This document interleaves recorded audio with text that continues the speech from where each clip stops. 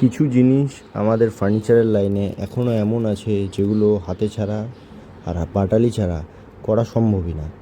যেমন এই ডিজাইনটি, এইটাই হলো একটি ঠাকুরের আসনের ডিজাইন। তো ঠাকুরের আসনের মাথায় লাগবে।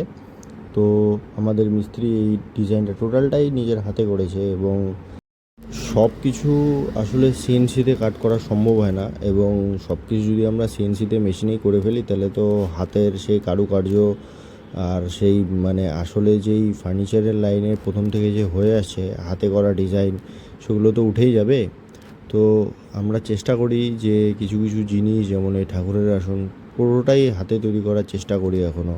হাতের কারুকার্য আমাদের এই উনি হেড মিস্ত্রি, উনি খুবই সুন্দর ধরনের ডিজাইন করেন, এবং এইসব কাজের জন্য দেখছেনই তো কত রকমের বাটালি উনি ইউজ করেন। অনেক রকমের বাটালি দিয়ে এইসব ডিজাইন তোলা হয় এবং পুরোটাই সেগুন কাঠের তৈরি, শুকনো, একদম শুকনো কাঠ আমাদের এখানে।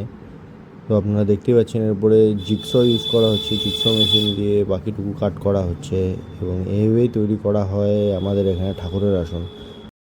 আপনাদের যদি আমাদের এ ধরনের কাজ পছন্দ হয়ে থাকে আর যদি চান আপনারাও যে এই ধরনের ঠাকুরের আসন আপনারাও বানাতে চান, তাহলে অতি অবশ্যই কন্ট্যাক্ট করবেন আমাদের গোল্ডেন ফার্নিচার দোকান, এবং নাম্বার আমাদের ভিডিও ডিসক্রিপশনে দেওয়া থাকলো। ধন্যবাদ।